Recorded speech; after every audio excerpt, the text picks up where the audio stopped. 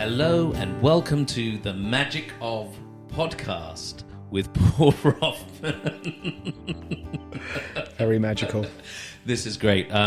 We've been fiddling around with this wonderful thing that is Zoom, and it's jumping all over the place, but... Certainly is. I'm going to butt in here. Paul was a lovely mate of mine. It's an honour to be here. And I've seen him. He's the slickest magic man in town. I've seen him whisk farthings out of one ear and turn them into rabbits out the other ear. And here we've been struggling with crappy AV technology for a while. But he is a man of magic, and this is a magical podcast. It's lovely to be here. That is my special guest. That is Mr. Magnus Fiennes, who's... a wonderful human being. Patient. Very, very patient. Feels like we've been here for days. But anyway, it is the Magic of Podcast, and I have Magnus here. And Magnus is a composer, a musician. He writes for film and TV and commercial music. He's a raconteur, and he's a jolly good host as well. Hello, Magnus. Hello, love. So, so we touched on this before because we tried to get this thing going, but we're here now. This is take number 3. Are we ready? Run VT. Run VT. This is when you're trying to do everything yourself and you've got nobody to shout at and blame for everything going wrong but yourself and the technology. Nevertheless, it's really special because Magnus is here in the same environment as me, so I haven't seen people for it feels like years. Sharing the same air. Oh my god!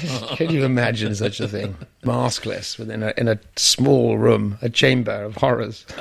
Yes, it's not that bad. We have been. We're socially distanced, and we're doing as much as we can, but we're alive and we're creative people. And so, Magnus, where did music start? This is one of the things that I want to know about you. Was it always music, or was it something else? I'm glad when you said, where did music start? I thought I was going to ask, well, thousands of years ago, one man picked up a bone and it had a hole in it, and as he chewed, it created a flute-like tone. But I'm glad we're not having to step that far back. Music has been my sort of stock in trade for, embarrassing to say, about 30 years now. Why is that embarrassing to say? I think because it feels like a long time to be doing one thing. But it's not one thing, actually. It's not, music was something I always wanted to be an inventor. I think from about the age of 5, I had this notion that I wanted to be an inventor. Imagine myself in a kind of white lab coat, probably.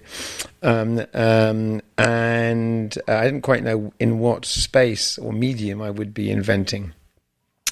And my mother was very encouraging. She was, I was very privileged to have been born into a incredibly impoverished but very kind of creative family. And my mother was a writer and a novelist and a painter, and my father was a photographer and a farmer and a builder. He was a kind of Moses character, actually, quite interesting. But so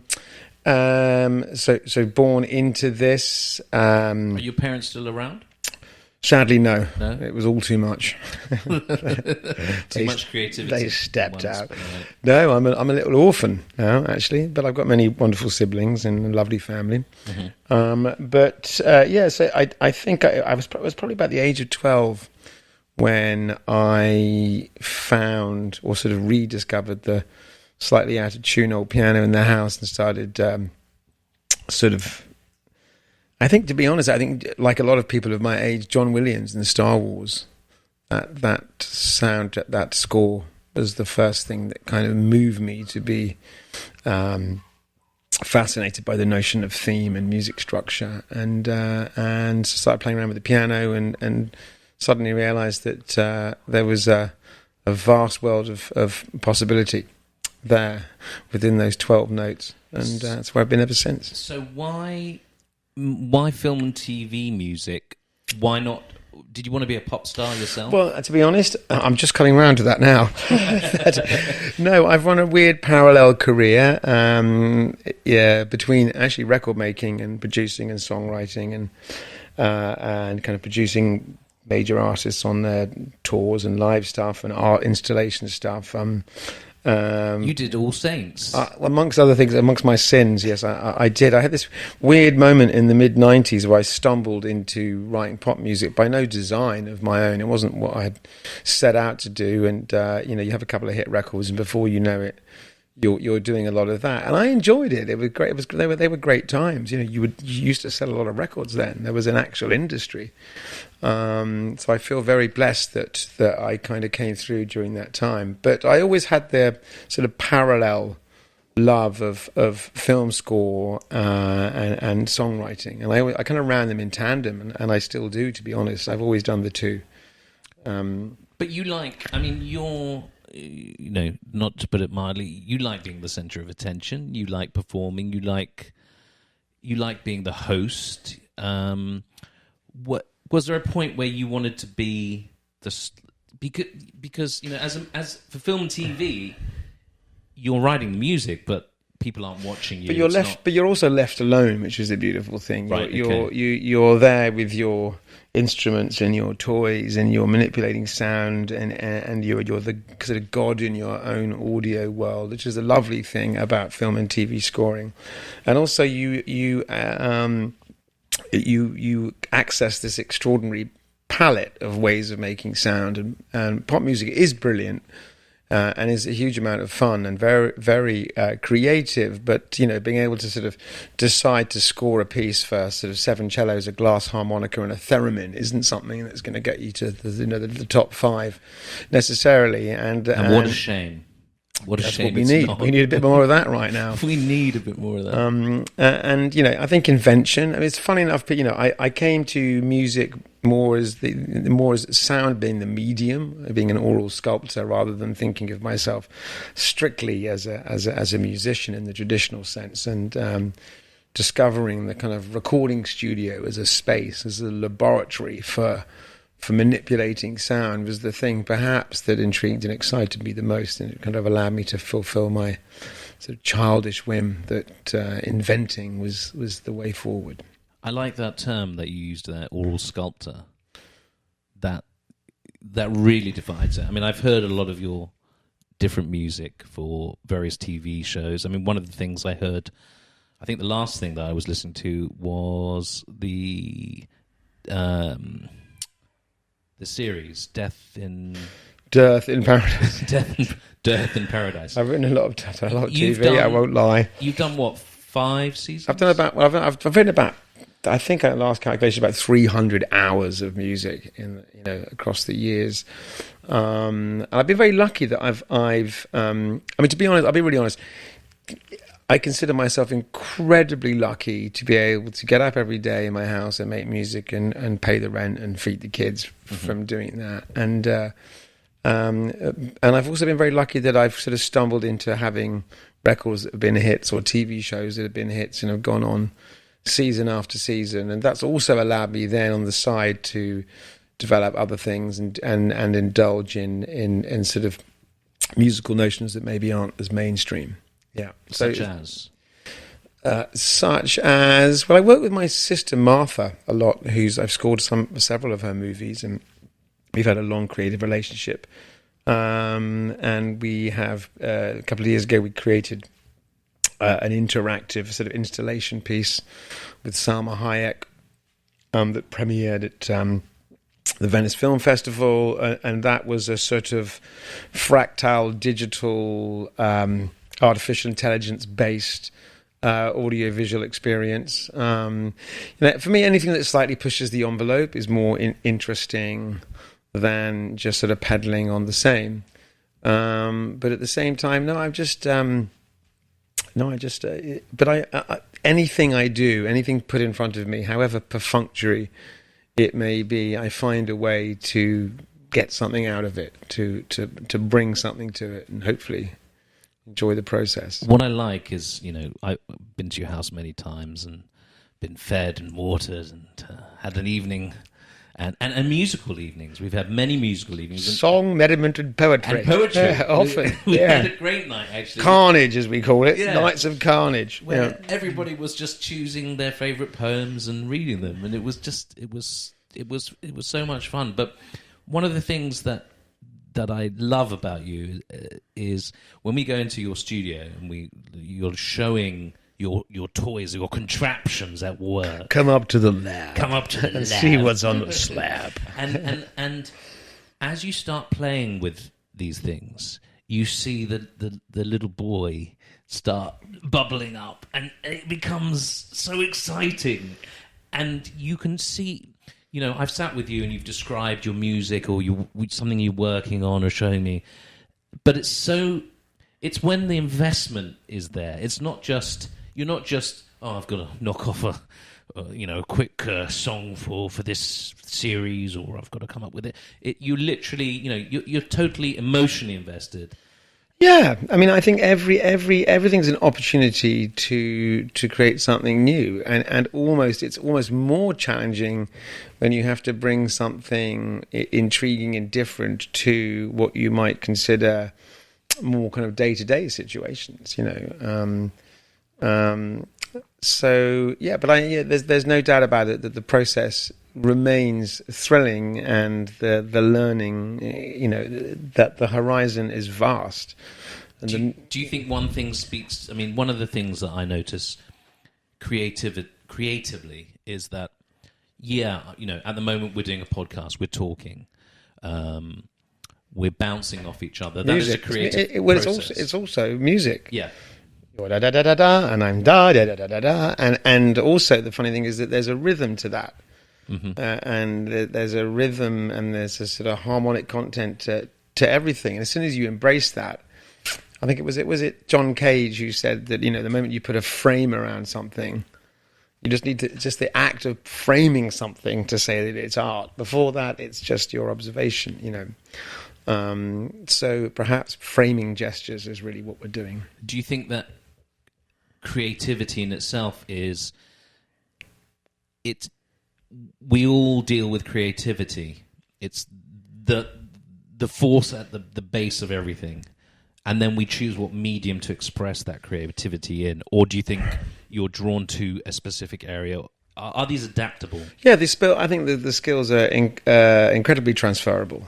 I think there's one golden rule across the whole thing: is have you got good taste? I always have this theory that you could bring anyone into the room, and they don't need to be creative at all. And if they have good taste, and you say, "Do you want it louder, faster, slower, higher, this, that?" and they go, "Tell you what, let's have some harps," or "That's too much going on there," or it's essentially an iterative series of taste-making decisions. Now, of course, it's important that if you're building a house, you understand about structure, and so it doesn't collapse in on itself. So I'm not saying that you can always do this without knowing some of the rules, but ultimately, whatever you're doing, be it magic, be it podcasting, it's like is good taste at play. But is good taste a relative thing? I mean, who's to say what is good taste? That's an absolutely fabulous observation. Certainly not me. I think good taste it's kind of curation, isn't it? And it's playing somewhere between form and violation. That's how I'd describe it. Mm-hmm. So we recognize good taste when I could be a fashion designer, I could be a gardener, I could be a cook, I could be a needlepoint person, I could be a banker. If I come and suggest, here's a way we could do things, these bits we know work, but if we just veer off here, we're going to create something that tests and intrigues people in a way, but we're going to bring it into a structure and form that has familiarity. So for me, there's this constant, beautiful interplay between form, structure, familiarity, devices that you feel comfortable in, the structure of a song with a verse and a chorus, and these moments when you're kind of tripwired and you suddenly go, oh, that's a bit dangerous. Oh, I didn't expect that. And it's how you balance those two things. Obviously, complete anarchy, although it's to some people's taste, I don't think works. But in fact, there was a very famous cultural theorist and musicologist called Theodore Adorno. I mean, I don't think a lot of his work dates now in this current culture, but he wrote a fascinating treatise in 1945 called On Popular Music. And he described very accurately what he called the culture industry. And for him, it was an industry. It was a factory. And on one hand, you had the great composers like Schoenberg, the proper artists, and then you had the pop artists of the day. For him, he was talking about Glenn Miller. Whilst today, we might be talking about Billie Eilish or someone of that ilk, although I think she's brilliant, Billie Eilish. And his paper on popular music essentially defined the formula for creating a pop song. And it was all about this notion of a kind of playground familiarity and a simplicity, because the average person doesn't have time to listen to music. So you have to give them music that does the listening for them. And that's what pop music does. Pop music on one level, it's so familiar because you're too busy to have to get into some complicated, modulating, multitonal, serial sound world. Most people they want to tune what they can whistle along to. But at the same time, they want to feel there's a bit of edge in there. So, for instance, Katy Perry, I Just Kissed a Girl, the song itself is inane, but there's enough kind of notion of edge in that one lyric to make you feel, ooh. So, in a nutshell, again, another large nutshell, those are my thoughts on part of the creative process. But then how do we move from the nursery rhyme to the pop song to something that has more edge, I suppose? I mean, I suppose you've just said it, really, but I would say, no, I would say that... We could look at maybe we could talk about specific songs that have... Okay. And the Beatles songs, many Beatles songs that are, I want that girl, who should I think he wants that me. Some ways it's the melody speaks for itself. It almost writes itself. Mm-hmm. But then again, you've got, isn't it good, Norwegian Wood? And you're going to yourself, well, what are you talking about? But then you're also intrigued, and then it conjures a picture of a fireside Scandinavian relationship, and then the modality in the single key. All of these kind of indicators come together somehow and create something that feels special, and you don't really know why it feels special. But if I went da da da da da da da da da, and so it's kind of inane, and you can see the form on the page. But somehow through that, something wonderful can be conjured. I was watching a video of Paul Reed Smith talking about Paul Reed Smith. For those who don't know, makes a fabulous electric guitar, and he was talking about the PRS. The PRS. It's a very technical guitar. Yeah. It was when people got I'm going to get the PRS out. Is when they were going to start shred or do some frippery. Well, my guitar teacher used to say it was the guitar of wealthy dentists. Spot on, mate.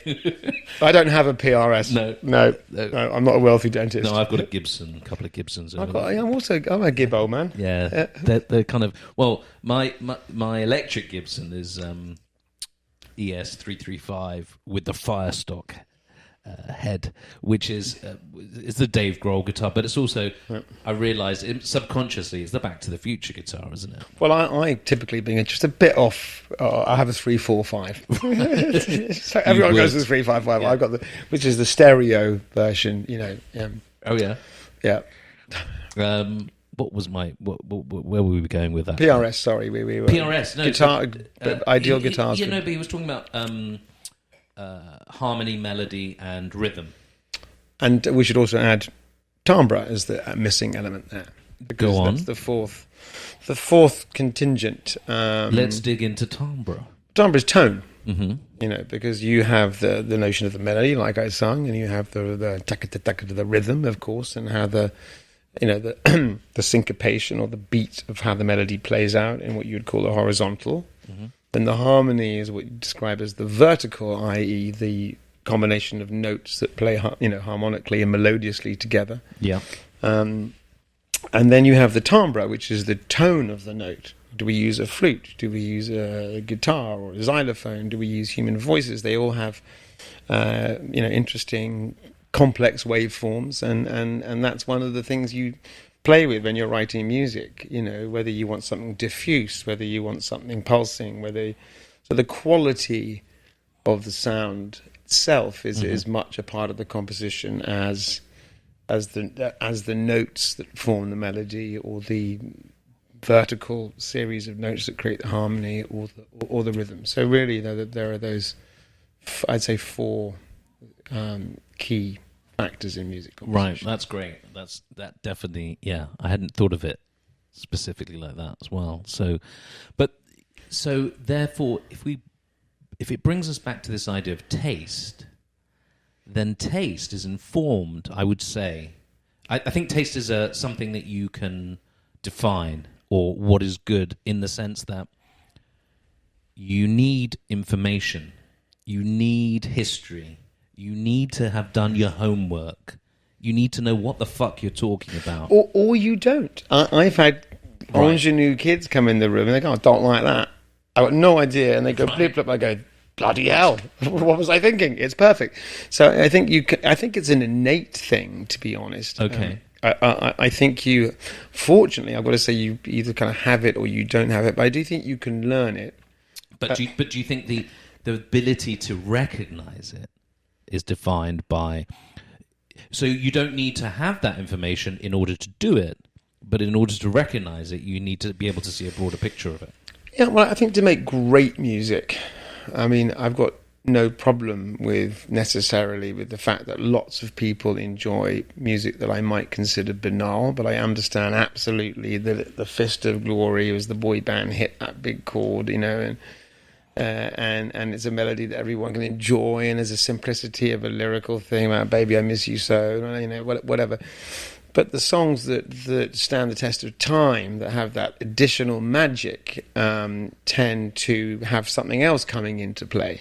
Whether it's got to get off the Beatles, but even if it's a song like Blackbird, which feels like a kind of exercise on the guitar, which it kind of is, and then you've got this lyrical idea, which is about civil rights, and it's probably a lot of people who were writing a song like that with that version wouldn't have been. As soon as you know that there's this added layer to the lyrical content, it imbues the whole thing with a huge kind of magic and something special, which means that if you don't know what to react to culturally, and that's the great thing about music, you can't put music in a box. Well, actually, you can. I'll come on to that. Certainly, in terms of pop and contemporary music, it's always a relationship with the culture of the time. It's always, and it can be playful. Well, I had this discussion on a previous podcast with Patrick Caird when we were talking about... Well, something that I thought about was the 80s, for me, obviously, was a, really rich musical time, especially in popular music. Absolutely, yeah. That was when I was kind of coming to the fore, and absolutely the 80s was an incredibly rich period. I mean, not to say... It's funny when you go back to... Sorry, I jumped in. Carry on. We always think of the 70s. Well, of course, here's the thing with music. There's no doubt that the golden age of popular music was the 60s, mid 60s to the sort of mid 70s in many ways, because that was when the big ideas were forged, and we're kind of really living in this long tail from sort of what happened then. But then you have these incredible new forces that have come into play. Hip hop, of course, and in the 80s, it was this kind of confluence of the pop song and technology that created a lot of that. The synthesizer was a big sound of 80s music, and a sophistication of production, but also a kind of, as I said, like punk never happened. Punk came along as a sort of palate cleanser after the moors of progressive. I think we can pull it right back to the sort of simplicity of 50s songs, and then the brilliant injection of blues. Bands like the Rolling Stones brought to the fore Chicago blues, which was not a mainstream music type, and that music was the seed of rock, and then rock became preposterous after a moment, collapsed in on its own weight, and we cleansed it with punk and the 3-chord bash and the fury and the no future. And then actually we decide, well, actually we do want a future. We want it to be colourful and full of frilly shirts. And so you get these waves, and you're constantly aware of these relationships between these periods of music. So now I know that 80s music is, if you listen to The Weeknd, you're listening to a-ha sometimes, basically, into... but at the same time, when I was making music in the 80s or early 80s, we looked back to the 50s, and you had the psychobilly, and we were entranced by rockabilly and rock and roll and the Cramps, and there was a relationship always with 30 years before.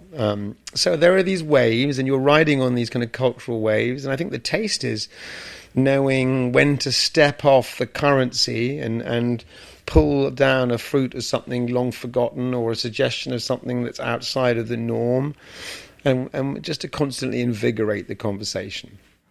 Well, it's interesting. I mean, you look at Led Zeppelin, Jimmy Page, classic early video of him. It's all a scuffle and rockabilly. I'm sitting here beside the railroad track, and I'm waiting for my babe to bring me back. It's great. It's great. But without... It's not Jimmy Page, obviously, Spinal Tap. Just, I hope we get paying PRS. Yeah, I think we can do that. We can refer to that without incurring extra costs. Refer without incurring. But all that, there's this sense, I think, that it comes back to this idea of the kid who comes in and he plays you something and he knows nothing, but it's just instinctive. It's just embodied. But as that person works on that music, they start developing. If they carry on with it, and it can go off as well. It's like cooking. I mean, cooking is such a brilliant metaphor for music making, because music is maths as well. You know, if you come down to, don't get me started, but if you come down to even... No, let's get you started. Even why we've ended up with the even equal-tempered scale that you find on a piano that's allowed us this rudeness, this plethora of polyphonic music that allows us to modulate from key to key. If I was to tell you the whole thing is based on a nasty technological bastardization of pure sound, futzed with so that we could create all this music that we never seem to ever quite get enough of, mainly because it's not...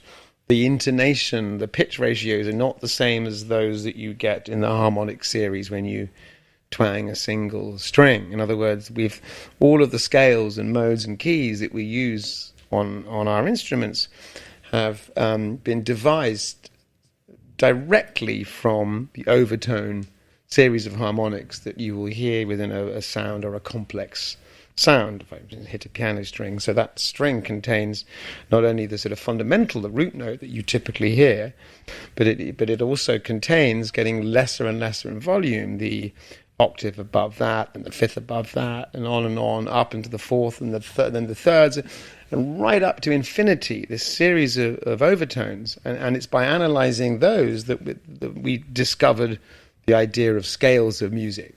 And music came from all that. But it wasn't until the 17th century that the technology of the piano and of the equal-tempered approach to music, where we cheated and we divided the ratios into these really nasty numbers. I mean, if you look on an oscilloscope or a cymatic representation of a proper C major triad, if I played it in the absolute true harmonic, with the true harmonic frequencies, it's incredibly pure.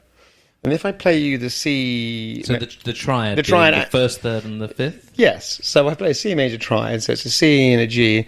If I played it on the piano and I ran that through, you'd actually notice that it's kind of flat. It's out of tune. It's not actually correctly in tune. So we've compromised. Which is this weird thing that we have in the guitar, where you get quarter notes and you get... Well, the great thing about a fretted instrument, and string players and obviously singers can edge their pitch in between, whilst if you're on a piano where you've got these fixed keys, you can't play the notes in between a C and a C sharp or a C and a D on a piano. Right. It doesn't exist. Right. n'existe pas. But there's ways to fudge it on the piano, isn't there? Well, yeah, there are ways of. I mean, you can create overtones between notes, and you get all kinds of resonances. Yeah, so you can create all. Listen, I mean, it's not to say that hasn't created an extraordinary, but I think the more time you spend in music, the more your quest for the perfect note, the most pure sound, the most sort of spiritual combinations becomes something of interest, and you're less easily pleased by the kind of journeyman workaday stuff. I like this, going back to this idea of punk, actually, and where that... How did that explode? How did that come to be? It was a reaction to what was before, I suppose. Because what I like, I was never a sort of a punk fan per se, but the development because of punk became really exciting. So I was into like Talking Heads, The Police. All on those bands, you've picked bands. You've not said sort of Genesis or Yes. Oh yeah, I was a big Genesis fan. Okay. And not that there's not something to appreciate there, but I think that we're always, our palates get soggy after a while when we get used to. And it's literally that. It's like you get soggy from the same soggy palate. Soggy palates. And you just My want a new palate. book, Soggy Palate. I think it's cooking. It's like when you eat, you go, do we really have to have Chinese again tonight? Exactly. I just, And it's the same in comedy. Do you remember? I mean, we grew up with Lenny Henry.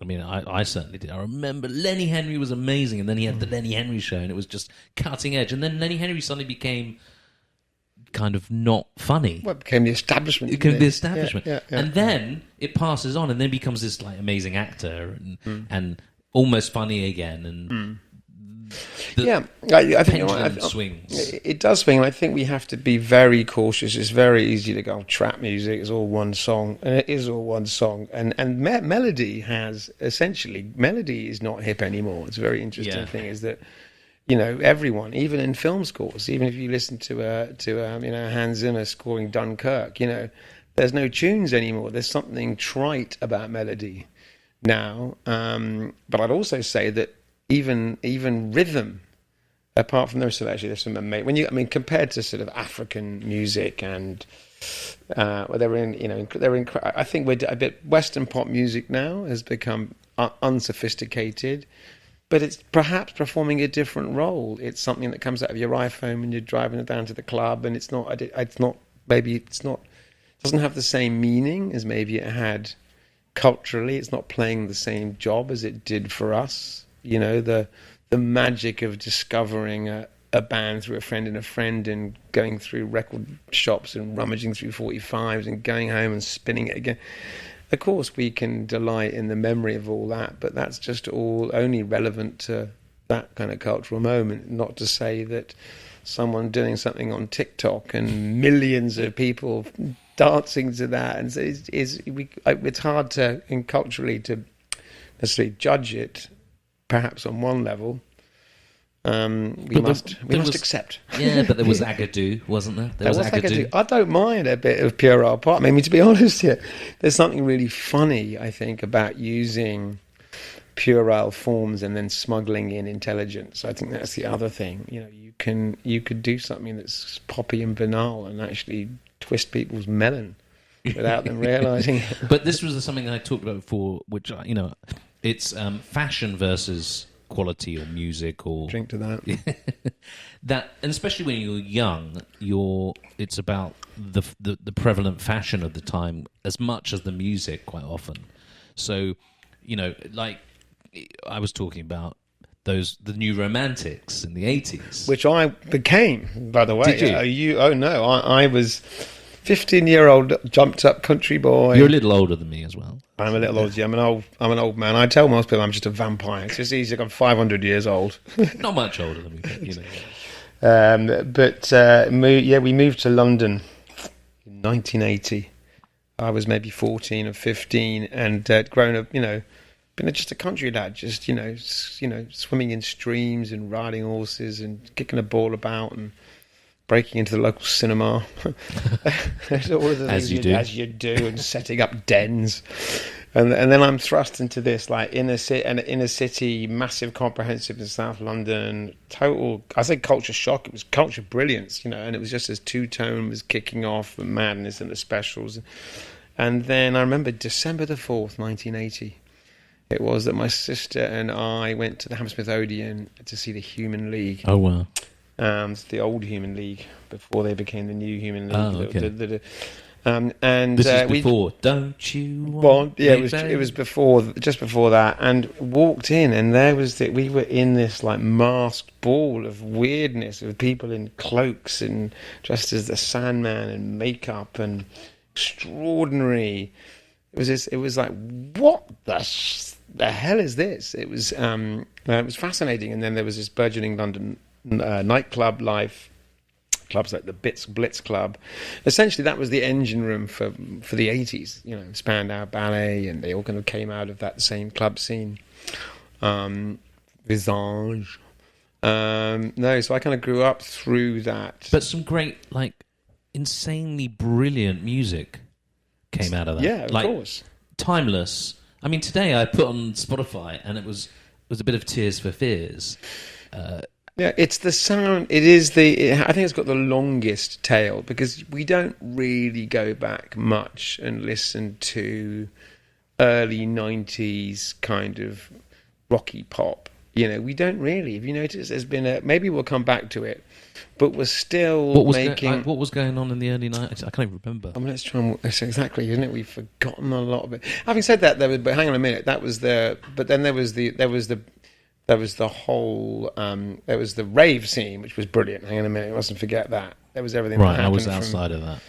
Probably too young for that. Acid House and that whole explosion, and then it's all glorious. You're taking me down memory lane. Stop it. Let's get this conversation a bit more contemporary. No, but that's really important because my dad, he used to have this guy who used to stay at his flat. He had a flat in Weymouth Street. Very grandiose. Yes. And he never bought it, and what a mistake. But he had his flat in Weymouth Street, and he used to have this guy who was a DJ at the Playboy Club. So this guy used to have the amazing records, and I remember going through the albums, and I discovered Quincy Jones, The Dude. Oh, wow. Yeah, I mean, what Here's it coming down the street. Yeah, what riches to discover. Yeah, it was, and what was my favourite song as a kid? Like, maybe I don't know, probably from 4 years old onwards was Bill Withers' "Lovely Day," but then my dad was he loved music. I mean, my dad was quite funny because he grew up with Al Jolson as his. Oh, mommy! Which is an interesting thing in these times. Al Jolson, was he not a cantor's son, or was he? I think he was. Yes, he was. Well, it was he was in the first official talkie, which was the jazz singer. Yeah, and of course there was blackface, and that was a thing. Interestingly enough, the whole Al Jolson thing, where everyone says, "Oh, he's racist and it's horrible," he was a big proponent for black rights and getting people. Yeah, I mean, this is the incredibly tricky thing. Rewriting history. Yeah. I mean, judging the past through the lens of now is a slippery slope, and we are now living in a time where I think the view is we need to write off the founding fathers because they were slaveholders, and of course it's a heinous idea that anyone would possess anyone else. It's beyond. We can't even imagine in our cells or bones how that would be. But slavery was the norm globally up until the abolition of slavery after the Civil War, everywhere. And the Brits were the first ones to abolish the slave trade. Yeah, I mean, they certainly had their fingers in the till for a while. Oh, for sure. And there's no denying that. But no, but I think your point is good, and which is that we could write everything and everybody off. And by the way, we're all going to be written off in 100 years' time because we eat meat. They're going to go, yeah, you might have enjoyed the podcasts of Paul Hoffman, but they're not allowed. He ate meat. He was a proponent of the meat. So we'll all, everyone will fall foul eventually of what is acceptable in the time. But this was what I was going to bring up with the Al Jolson thing, which were classic tunes. I mean, he was the greatest performer on earth, I think they called him, or the greatest showman on earth. And even at the time of Bing Crosby, Frank Sinatra, 40s and 50s, he was still going guns, was he? They still referred to him as the greatest entertainer, which is quite interesting. But what's interesting is my dad grew up in that Jewish background, and that it was very emotional and melodramatic and all of that stuff. But he equally loved Stop Making Sense. He equally loved... Oh, that's great. Off the Wall. I remember my dad... I love that. Yeah, good for him. He made me watch the Jolson Story, which I loved as a kid. I didn't know what that other stuff was. But what was really interesting was he introduced me to Talking Heads. Who remain to this day, they're right up there on a pedestal for me. I've played it to younger people. I still try and make records that sound like the Talking Heads. It's just like, I was going to make it like Talking Heads, Remaining Light. What a staggering album! That scene in Stop Making Sense in the film, which was directed by Jonathan Demme, where he walks on stage with a cassette recorder, plonks it on the stage. Psycho Killer, and my kids love Psycho Killer. Yeah, I mean that is something. Okay, so let's take that as an example. If you think about that, melodically, it's not much. Chordally, it's not much. Rhythmically, but mainly it's a song about a psycho killer, and when delivered with that kind of artistry, theatrically, performatively, completely outside of what anyone.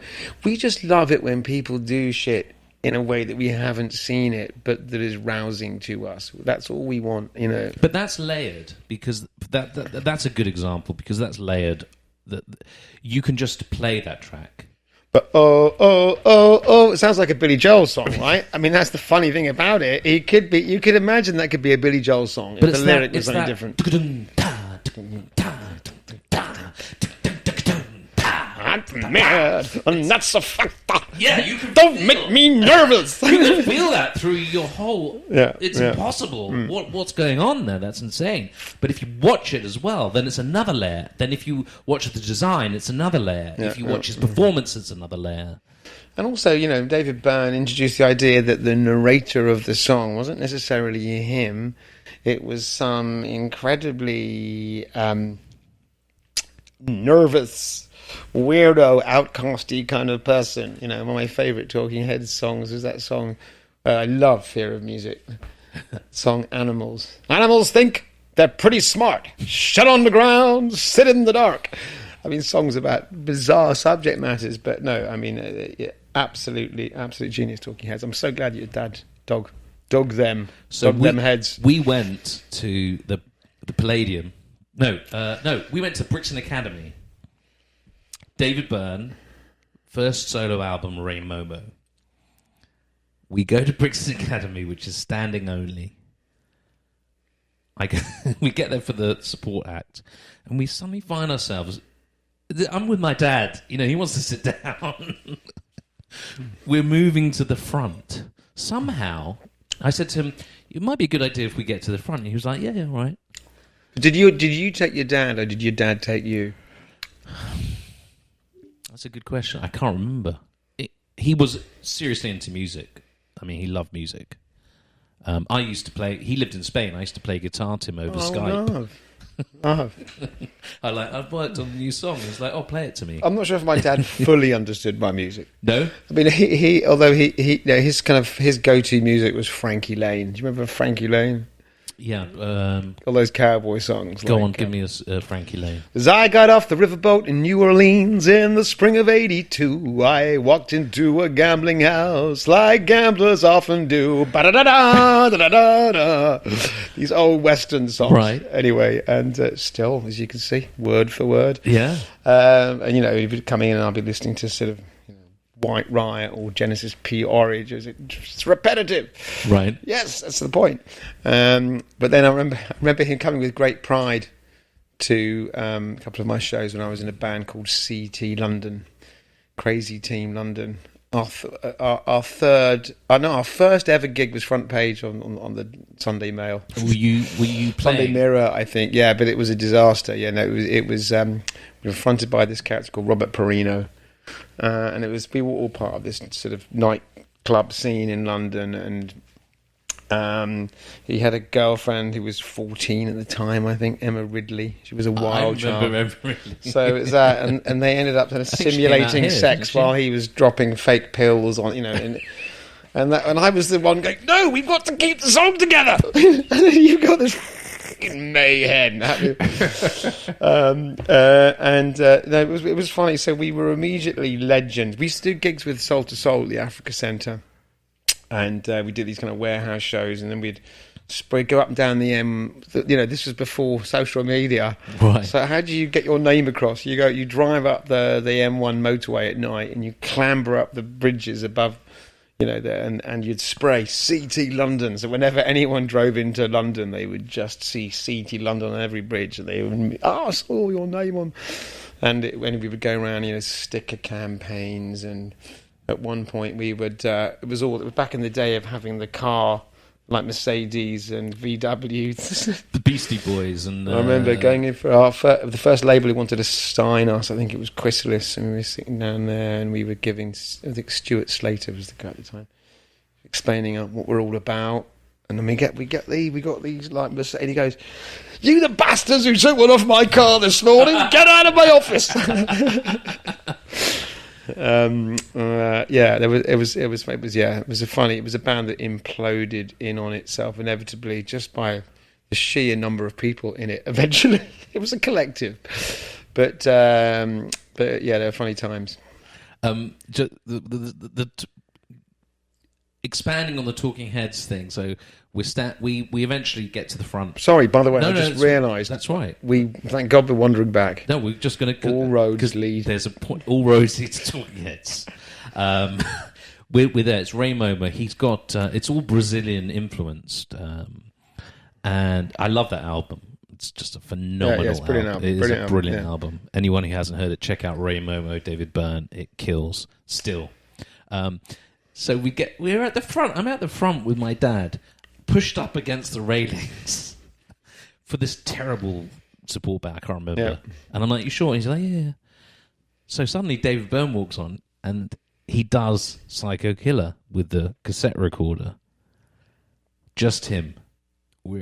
I'm as far away from him as I am from you now, with my dad, who's losing it, and in the best way. And then he finishes the song, pulls back this black sheet covering the back of the stage to reveal a 15-piece Brazilian band. Wow! Oh my God! Yeah! Oh my God! But just in those journeys of, because we would, I was talking about those time spots, those different musical influences, that timeline. That we get to the other thing that was... So it's Lovely Day, Bill Withers, which got me into Bill Withers, which you can't go wrong. And there's a simplicity in Bill Withers. Oh, yeah, it's almost... it's almost an embarrassing... It's a brilliant simplicity. My favourite story is that when he was writing... Is it... what was it? Is it what's his other big hit? The one that's got the chorus with no. Boom, boom, boom. No. I know. Lovely Day. Every time she goes away. Every time she goes away. Boom, boom, boom. So when he first played that song, Ain't No Sunshine. Ain't No Sunshine. Thank you very much. Thank God someone's got half a brain in here. It's getting a bit hot here. And he played the sort of his roughly sketched version out of that song to Stephen Stills and Crosby and Nash and all those was his mates. And he goes and he gets to this bit and he goes, I know. He goes, well, I don't know because I haven't written this bit. And they go, no, it's brilliant. Don't write it. Just keep it as unwritten. Yeah. So that's a classic version of what often happens in the songwriting process, where some outside force, some unexpected thing makes you do something different. So what we all know was, I'm going to write this bit, but I haven't written it yet. I'm going to write this bit, but I haven't written it yet. And then he's others go, no. It works Don't like you that. get it? You didn't design it like that, but let me tell you, it's fucking great like that. And then you get. I mean, we talk about that simplicity, almost like that. It's almost a nursery rhyme. Bom, bom, bom, bom, bom. Bom, That's bom, Lean bom, on Me, bom, but I'll lean give on it me. to you. Yeah. No, Lean on Me. It's like literally Bom, if you just bom, plonk a... Bom, bom. Yeah, it is, yeah. Why? Why does that work? It works. A lot of it works because there is a beautiful naivety to his delivery. Mm-hmm. And you sometimes have that. You have artists come in and they have such a connection just through the simplest expression that you don't want to go anywhere near it. It's pure, and others like me have to just build walls of artifice and things around it to make it. But well, you know.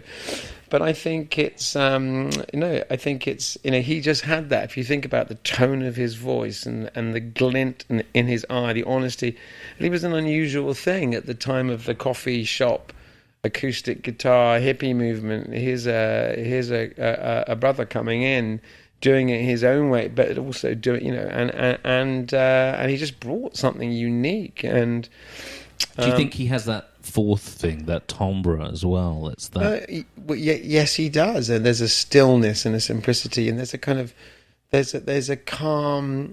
It's a kind of you trust in. He's the kind of guy who would go, "Ma'am, let me carry your bags," and come up behind you, and there's that kind of thing of someone who's a pillar of a human being. His humanity. Humanity. There was a great documentary about him, actually. I haven't seen it, but his humanity is so evident.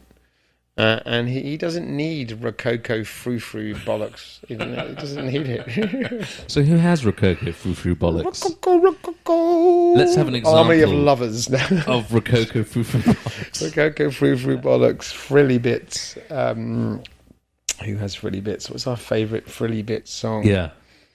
But then, I think my favourite artist of all time is Kate Bush. Right. And you could accuse her of being very frilly on something like Wuthering Heights, but again, But totally. But again, there was the absolute true expression of a sort of, this might sound weird, but a blossoming from prepubescence into adolescence, someone coming into their sense of themselves as a woman with this incredible command, but very kind of innocently, you could think singing a song about the Brontes would be pretentious, but, no, it's the same. I mean, even when you get something like that feels kind of higher and complex and operatic, in its own way, it's an incredibly honest expression of, it's like the man with the child in her eyes, but I think she wrote when she was 13. No, really?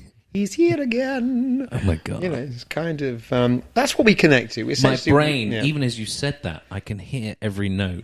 Those high notes in it. Yeah. I can't even get that high. Good try though. Yeah. Thank you, folks. It's after 9 p.m. anyone could get north of a. No, but the next progression was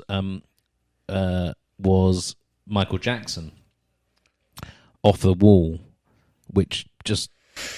Well, it was just the sheer size of the juggernaut of the production. But everyone talks about Thriller. Obviously, Thriller's amazing. But it was that wasn't it? Yeah. I still want to channel Michael Jackson and Quincy in everything I do. I love that. You can't move I defy anybody. Back in the day when I used to go to clubs, I used to go to Car Wash. I remember Car Wash. My friend, a good friend of mine, Lee Shulman, his brother Alon, did the disco. He took over for a while. I love Prince and Car Wash, and that. But all of those records, the early hip hop tunes, Rapper's Delight. I remember when last night a DJ saved my life. Yeah, but there was this thing about people talk about the 80s and they think about the 80s that we pictured or conjured earlier, which was the kind of Boy Georgie, Poppy, Durani thing. But there were so many 80s going on. There was the absolute introduction to us of hip hop, which came through in the 80s, and right up to the Run DMC moment and everything that came through from that. There was also this incredible jazz thing. There was the Black Polo Necks in Soho. There was the whole absolute beginners. There was the Matt Bianco and Blue Rondo a la Turk. It was and all of these strands coffee coexisted. jazz, I call that. I don't know. Well, it was yeah. I'm just light. Jazz light. It was It definitely wasn't kind of rip roaring heroin. Well, there was Sade. Sade was the 80s, wasn't she? She was the 80s, but there you go. She was part of that, as I said, the Black Polo Neck kind of Soho jazz thing. But they all ran in tandem. It was just a wealth of riches. And then Jackson. I remember the other thing my dad showed me. I'm on a dad thing. I don't know why today, but there was because there were significant musical influences, and it was when he did the Moonwalk on. I think it was the 25th Motown anniversary concert, and he comes on stage and he does. I think it's Billie Jean. He does, and he does the Moonwalk, and it was like time stopped. Well, it has now. Did you see the documentary? Yeah, and then we're moving on to other things. I mean, for me, I'm able to. I think I'm able to separate the man from the art. I think we should all know how to do that, because the idea that you encumber someone with, you don't. I'm not very good at judging people. Of course, deeply, if what is true about in those documentaries, of course, it's upsetting and it's appalling. But you don't know the arc of his life and the strange sort of perverted childhood he had to go through. So I'm none of it forgives someone for what they do, because when you get, and I work with lots of very successful people, and when you know that you can manipulate. It's almost all about, go on, mate, give us a fiver, bung us a fag. I mean, if we can do it a little bit, we'll do it a little bit. But it's like, will I not bathe in the wonders of Strauss because of his anti-Semitic ideas? I can completely separate it. It's just so happened that it's unfortunate that the funnel for God's genius came through someone who could also be a dickhead, but we see it everywhere. I can't help but think of Curb Your Enthusiasm now. Wagner. Wagner was the master of just remaining in suspense, suspended chords that right. for hours never really do.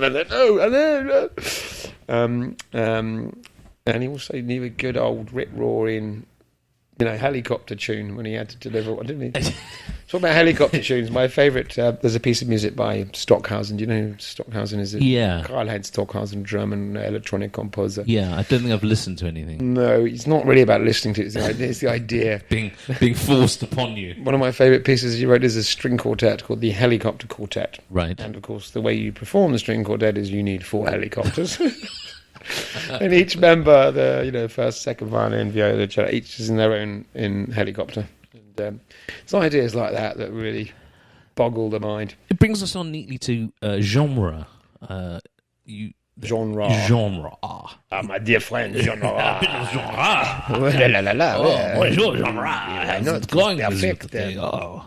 How is your genre? Has it cleared up lately? Have you been using the cream?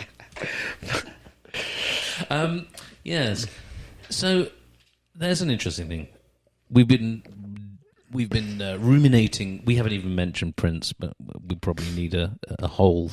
My name is Prince, and I am tiny. Yeah, that's not the Prince. I love. Area. Oh my God, Prince for me. I mean, you brought the MJ thing, but he was so overshadowed for me by Prince. Exactly. That I couldn't. I get it, and it's like, but really. Maybe I was just a bit too old for NJ. No, I was Prince. But totally. just the dirty funk of Prince. Oh, my God, even now. I used to go with one of my best friends at the times, my friend Seb, and we used to go to record fairs. He would call me up and wake me up on a landline. We didn't have mobile phones in those days. There wasn't such a thing. It was a thing that was connected to a wall, and you answer. Anyway, he'd call me up and he'd go, I'm in Tottenham Court Road. I'm at this fair. I've just found the Black Album on blue vinyl. Get your ass here now. Oh, the Black Album. That was such a Bar Joel's skinny motherfucker with a high voice. What do I look like? Yesterday's fool. I love it. I mean, it wasn't actually a very good album, but it was the idea that he would just go, fuck that, I'm going over there. But it had gems in it. It had some... Yeah. And it was part of the sign of the times, which blew my mind. Which blew my mind. The Sign of the Times. That Sign of the Times tour, that movie. And the layer, there are so many layers. I'm going to share some with you. Not many people know about. Come on, let's get print. Let's get fun. We'll come back to genre. Okay, remind me because genre. Can you wait over there for a second? Please take a ticket and a croissant and relax. No, what was it? Obviously, one of the most special things about Prince was the people he would surround himself with, the talent he would surround himself. And his brilliant androgyny. An androgyny that anyone who wants to be androgynous should just aspire to, because he's equally masculine and feminine in a kind of most perfect way for me. But Sheila E. always loved that drum solo. But you know that song, It's Going to Be a Beautiful Night. Beautiful night, don't say. There are all these cultural references. We talked earlier about cultural references. In Beautiful Night, there were two cultural references you may not be aware of. One is Romeo. Ooh. Do you know what that's from? No. Have you watched The Wizard of Oz? Yes. And all the monkeys come flying in, and they're going, Romeo. Ooh. Yes. So he took that, and then on top of that, when Sheila E. comes in and does a rap, she goes, "Now you have to be aware to the table to the chair, how I suffer from the heat and the chills on my feet. If we took a little walk, we could have a little talk. Hey, let us take the air to the table to the chair. The turn to the chair." Edward Lear's Book of Bosch, The Table and the Chair. So our entire rap is a book of Victorian children's... cultural appropriation, But, you cancel him. Let's cancel Prince. How dare he come out and use Edmund Lear. Bosch. The pobble who had no toes had once as many as was the bong with the luminous nose. Oh, was it all that stuff? It was brilliant. There was this totally surreal, proto-psychedelic poetry going on in Victorian England then. Amazing. They must have been some mushrooms up that back field. I think so. Something like that. Let's bring genre back into the room. Hello, genre. Please come in. Welcome. C'est toi. Hello. How was your croissant? Genre. Okay, so interesting. The classical music. Yeah. Let's whiz back to your youth. Your youth. How do we get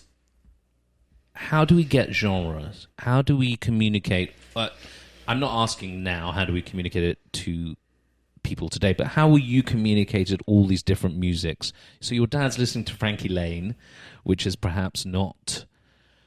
I would say not one of the people who's going to kind of spark you onto other things. We had James Taylor, and we had Simon and Garfunkel, and we had lots of really weird poetry records as well.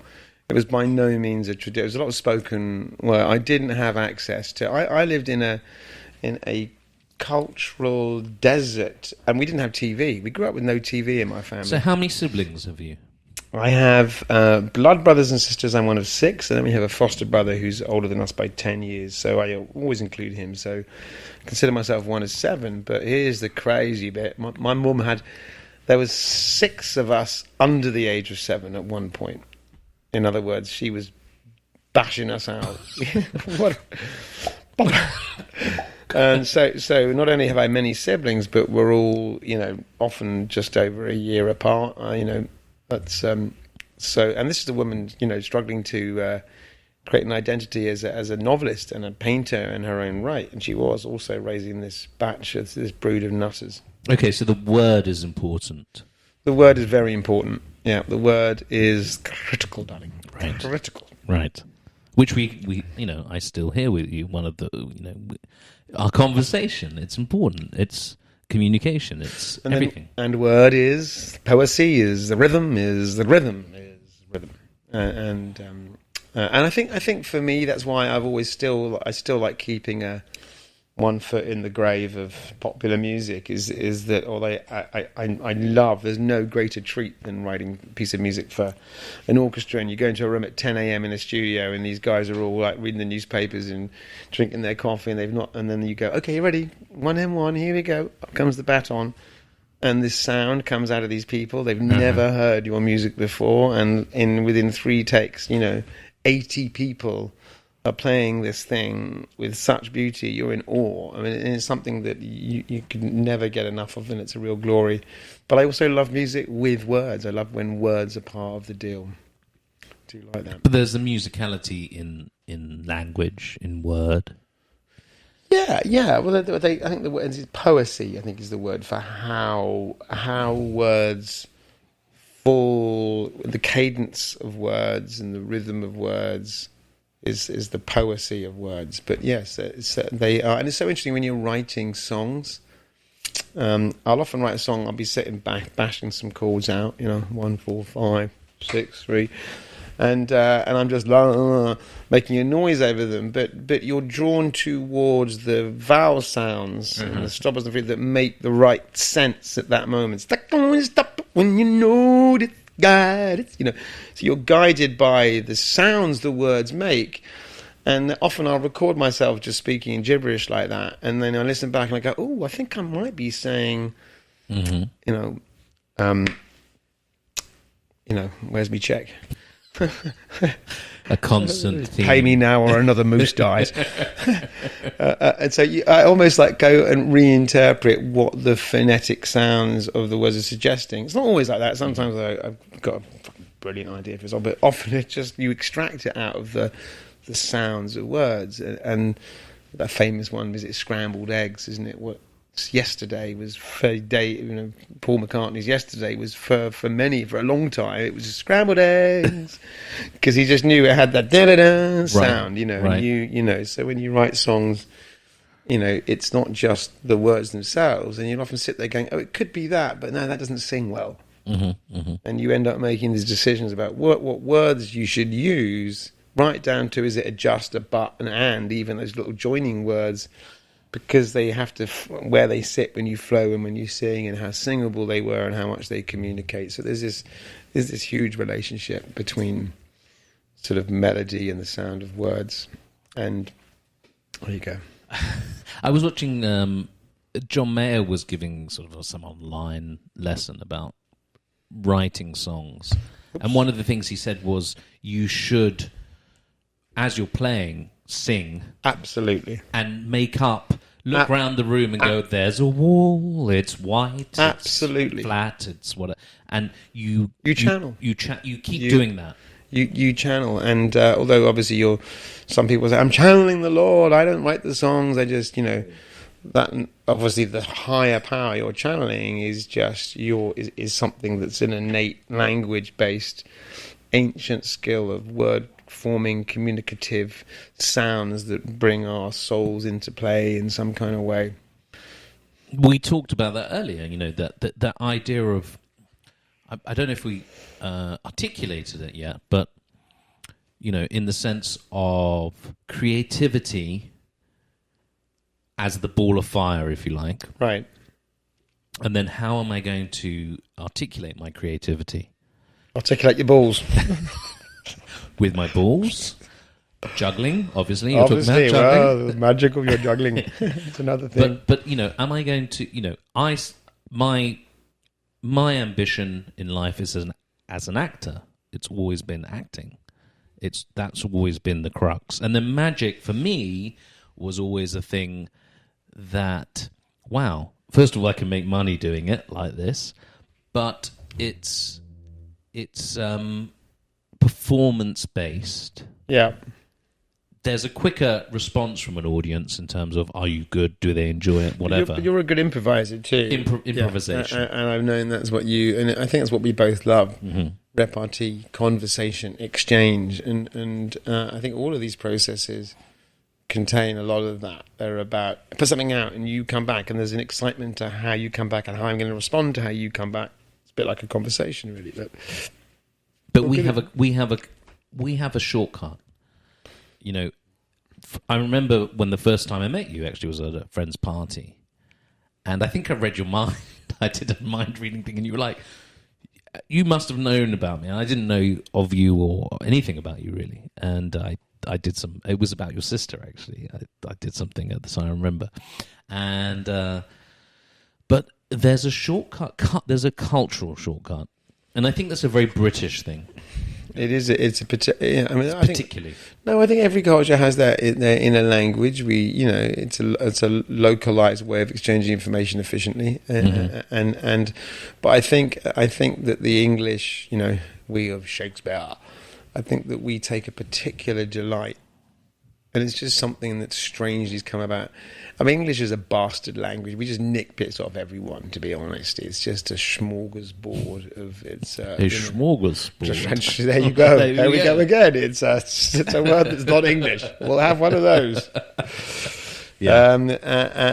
But we also delight somehow. There's something, I think it's, there's not much that's great about us, but I do think that we delight in language, and the Irish, they have a great way. It's something that that we delight in and are quite good at, I think. Yeah, and I think there's a huge musicality in that. There's a huge we love the raconteur. I mean, I grew up. We talk about interviews.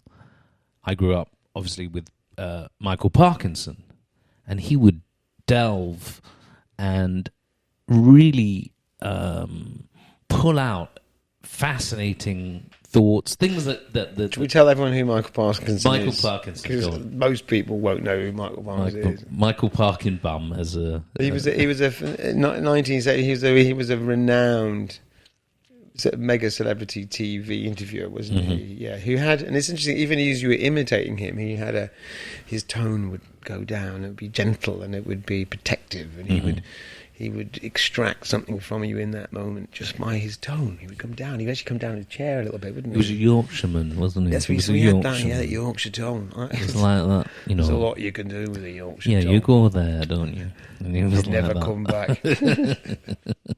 But what he had, and I think we're lacking today, and I think it's a social media thing. I think it's this idea that because you can say something and communicate it to the world, it's of merit. It's of merit. And actually, it's not. I don't really care what the fuck you say, because I think you're not interesting. And back in those days, you had people who could tell stories.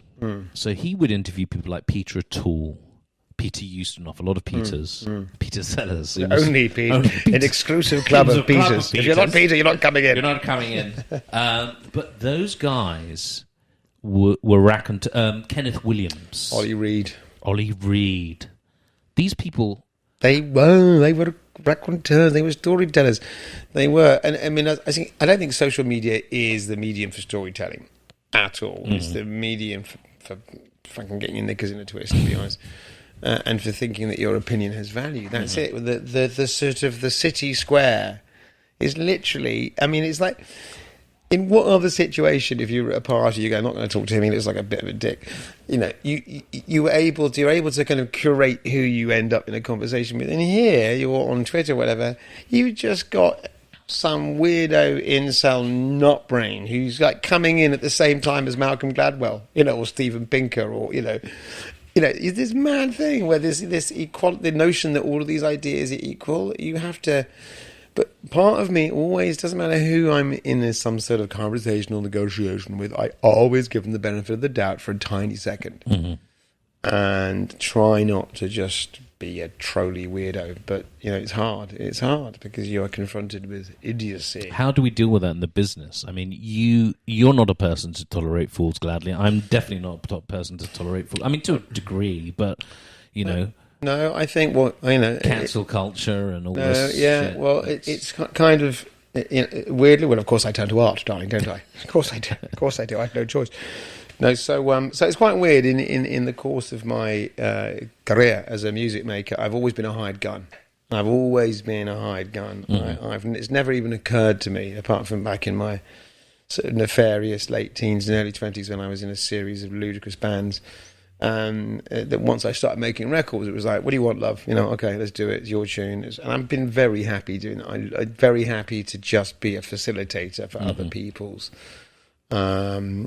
vision, and subtly try and bring something or help direct them. And there's a great, even when you're scoring a film or a TV show, or you're writing music for someone else, you're always beholden to the bigger idea. It's not about, you don't want to write look at me music. It's not about you. Your music there is to support something else. But about 18 months ago, a lovely songwriter friend of mine, Paul Statham, had also signed to Warner Chappell. We had the same publishers, and he'd done everything from sort of Dido to Bauhaus, if you can imagine such a cross range. And I'd done everything from sort of Shakira to All Saints to Nena Cherry. I love Never Ever, by the way. We'll come back to that. Yeah. We'll break it down shortly. Okay. But so I did this weird mixture of pop and Massive Attack and stuff like that, pulp, and so it was a very big range of stuff. But we both had similar record collections, and we both kind of triangulated our favourite dream band, which would sort of be LCD Sound System meets sort of Kraftwerk with a bit of Talking Heads and Daft Punk, whatever it was. We had this kind of mad idea, and so he kind of he forced me into. And we thought, typically when you get to my age and you make your record, it's going to be this earnest, slightly instrumental, maybe faux, classical, with some. And we ended up have been making just this balls out kind of what I call art pop. We call it art pop music. And the band is called Deep Machines, and we're not a band, of course, but it's far too obvious to be a band. We're a kind of mysterious collective in the realms of the KLF, or something. Anyone can be a deep machine, right? And so it's built around this kind of far-reaching concept. And we felt that we wanted to make a record that was like if Black Mirror was an album. So every song would be an episode. And the character singing the songs wouldn't necessarily be me. We would just be wearing the hats of various people who are in this crazy, fucked up world we're living in now, where we're caught in the sort of mincemeat grinder of technological evolution and cultural meltdown, and we don't know whether we're a boy or a girl, and it's kind of mad. And rather than comment as fully as a grumpy old man, I thought it'd be funny just to wear the hats of various people. And create these songs, and each one could deal with a chapter of the madness. So I've got a song about cancel culture called Purity Spiral. There's a song called Echo Chamber about echo chambers. You played me Purity Spiral. I think you may have heard Purity Spiral, and Be My Avatar, and a song called Learn to Code, which is where I'm a kind of miserable Mancunian poet who's just like... Mad for it. Well, he's like, well, I'll play you a bit if you want. Yeah, have you got something you can play me? Funnily enough, as it happened, because you told me. Now I've got some these are super rough, but they're coming together. All right, coming together forms. Well, we've got an amazing mixer here. Audio interface. The world can entice and embrace the madness that is Deep Machine. So, do you want to go? What are we having? I'll play a little bit of a couple. Yeah, play a background on what? Sorry. What? Tell me a little bit about what you're going to play me. I thought I might show you. So there's this interesting thing about, as I said, when really by rights I should be making this deeply serious grown-up record. I've ended up making a kids' record because I think I think that you can smuggle intelligence subtly in. Hang on. So what do you mean you've written a kids' record? It's not a kids' record, but what I'm saying is that So if I play a bit of Echo Chamber, it's essentially, it feels like it's a kind of disco record. Okay. It feels like it should be a good time record, but you'll see from the subject matter and perhaps the way I'm dealing with it that, and again, it's not me, Magnus, saying, this is my life, this is my experience, this is my life. it's me playing a character who in this case is a kind of, I guess, a wokish SJW, singing the praises of the fact that everyone they speak to agrees with them and they're happy in the safe space. This is your Titania McGrath. It's my Titania McGrath song. And then if I show you Learn to Code, it's it was weird when these riots kicked off because I was like, I've got to go down to the streets now. Because and what was weird, we started writing these songs. I'm just trying to grab a moment here and there amongst the day job, as I call it, to put these songs together. We wrote the song called We the People that's got this line in it that was when the virus takes over, the revolution starts, is the drop line. And so it feels that a lot of the stuff we've been playing with is prescient. But I like the idea. I think humour is essential. I think humour is a missing part. I'm talking about Talking Heads and David Byrne. You knew that there was not only humour but soul and rhythm and all of these things playing. And I say humour, it was a sort of scant, sometimes satirical, observational, but often through the lens of someone who wasn't in this idea of the earnest person. I sing from the heart, man. I get that.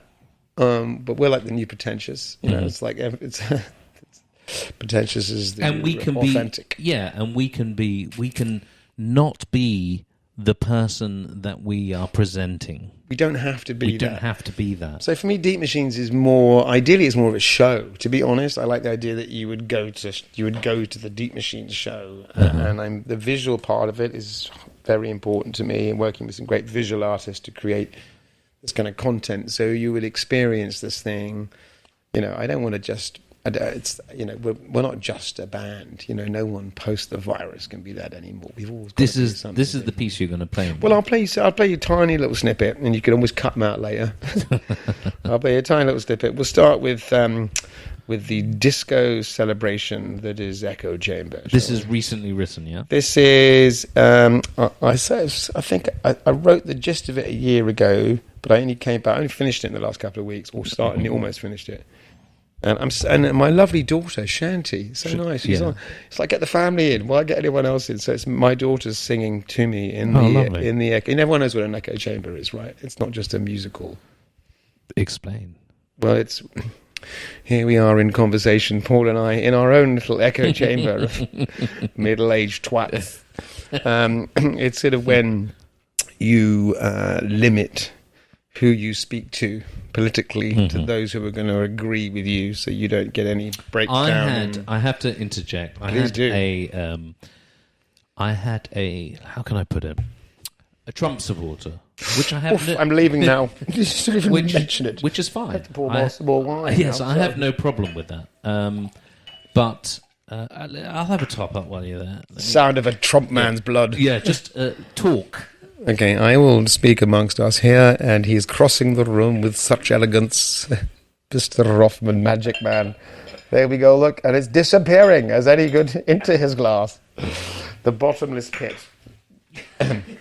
There we go. Right, so, no, I had a... You're on echo chambers, right? Echo chambers. Talking about echo chambers. So, I like to hear what the other side thinks.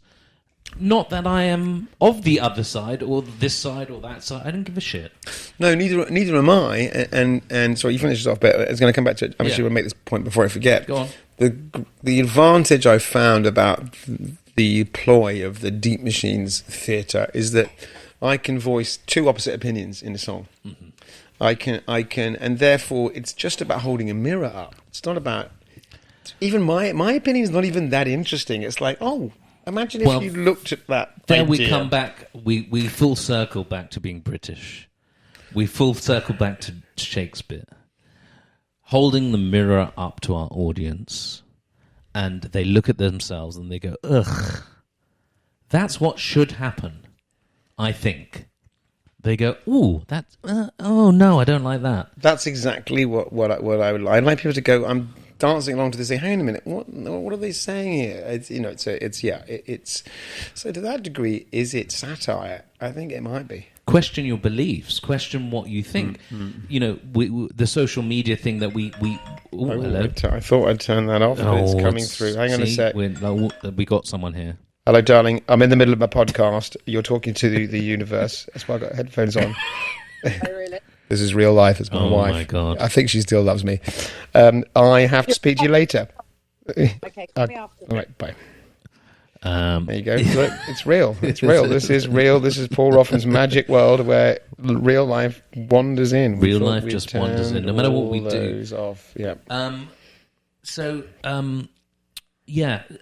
Echo chambers, the ability not to say exactly what we think, to have a difference of opinion, to challenge opinions without being horribly offended by it. No, it's amazing. Someone will. Someone will put an opinion up, and I go, okay, but yeah, I get you. But how about? And they go, gaslighting. Okay, mansplaining. Okay, well, what are you posting stuff like? If you just only want to talk to someone who goes, you're absolutely right. It's like, and I'm not even disagreeing with you. I'm not. If I really disagree with someone so vehemently, I'm not going to engage in the conversation. And we grew up with the Mary Whitehouse experience. We did. Not the experience, but Mary Whitehouse, who was a very conservative, shall we say, right wing. What was she? She was the obscenity police. The yeah, obscenity she was police. like, oh, it's disgusting. He's holding a Brussels sprout and a cucumber, and it's pornographic. It was everything. It was she was. Write a letter to the BBC and complain. And the irony is, we have that from the other side now. We do. There is no doubt that as they call I don't even want to call them the left, because I consider myself to be left, certainly economically and spiritually and socially, and of course, there's a lot to bang to rights. My concern is the methodologies at play, the sort of the critical theory based postmodernist notions that have crept through the academies. I think the road to hell is paved with good intention. Yes, absolutely. I can't remember my thread of this. So we were going down the music, being able to have different spin, hold a mirror up to your audience, and not be.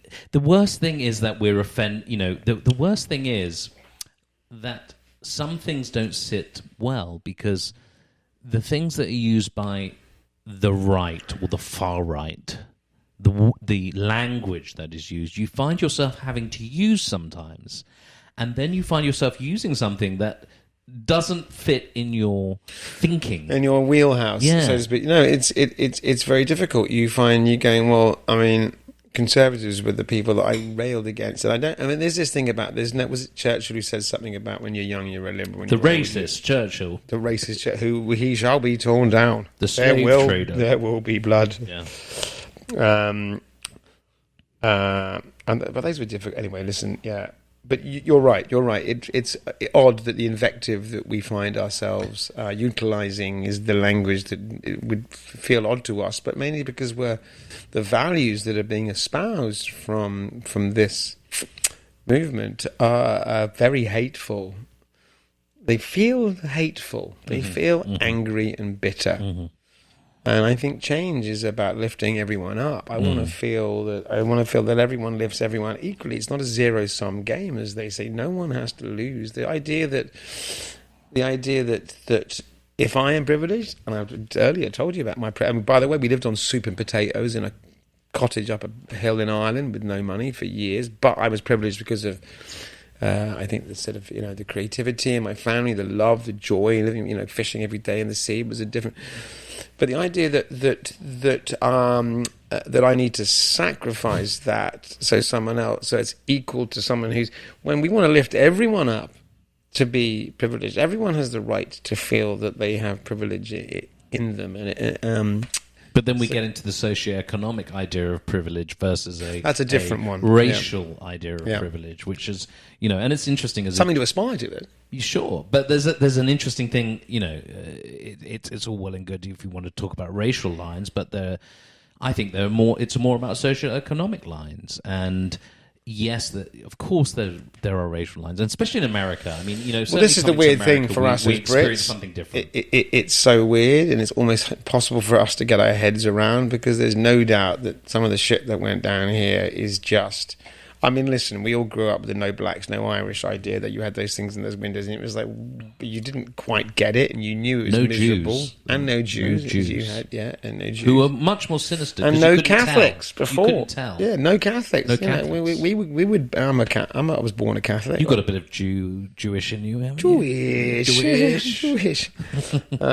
But listen. Not to say I'm not here to do. It's not a grievance competition. My thing is worse than your thing.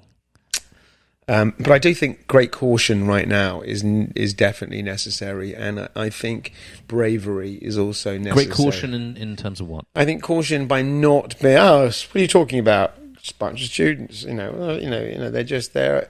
I think we have to be aware of how quickly these things can spiral, and it feels right now that the turbulence could topple, which is why it's the difficult thing.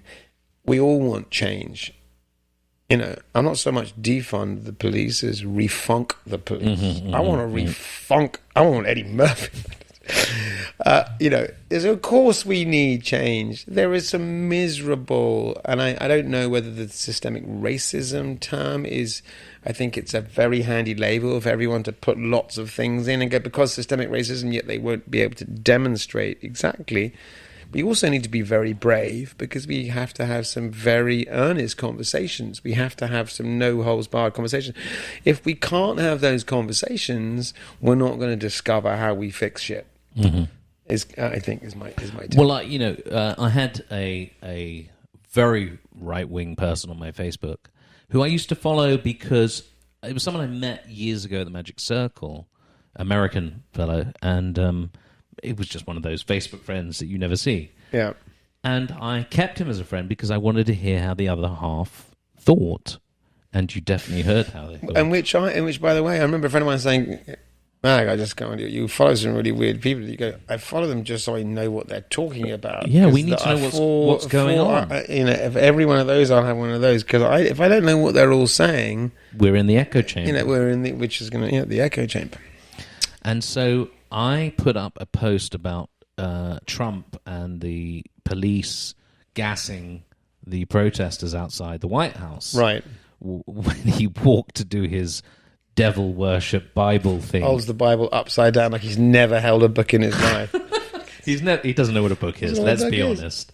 And this person said, if you don't like Trump, why don't you go back to your own country?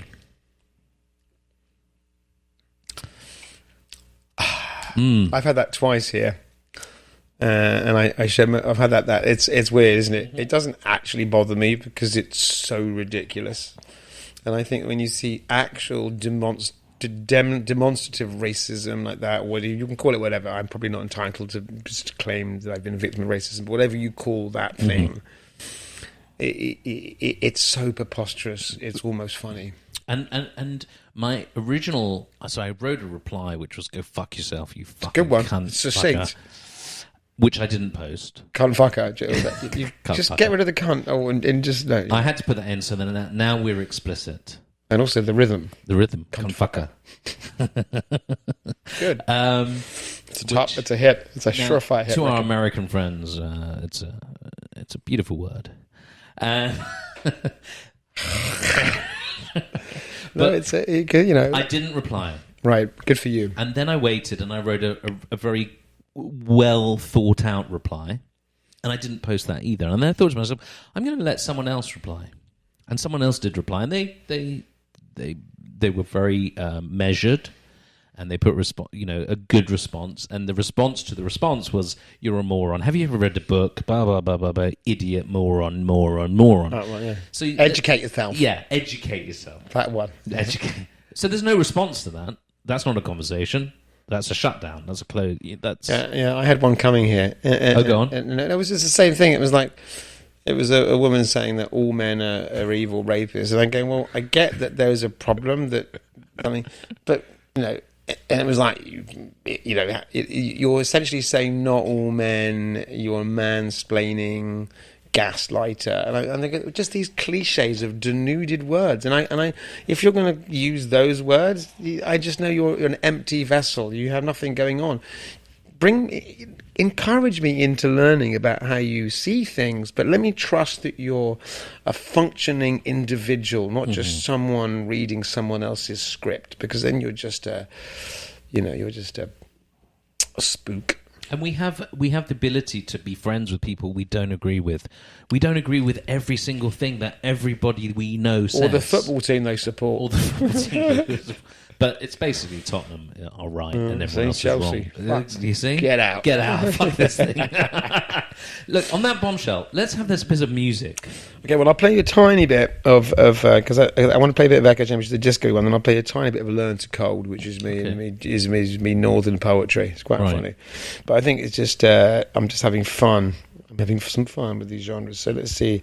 It's a little bit of a long intro. I won't play the whole thing. I'll just play one verse and a chorus. And tell me when to pull you up on the... Pull me up now, baby. Right. Let's try it with this, see how this goes down. All right, I'm turning up the... Disco Fantastic. Disco. Oh, no. Put it down. Whoa, put it down. There we go. Start that again. No good show goes well without... Okay, we'll Should we start it from the actual tip, from the top one with time? Yeah, let's do that. Okay, here we go.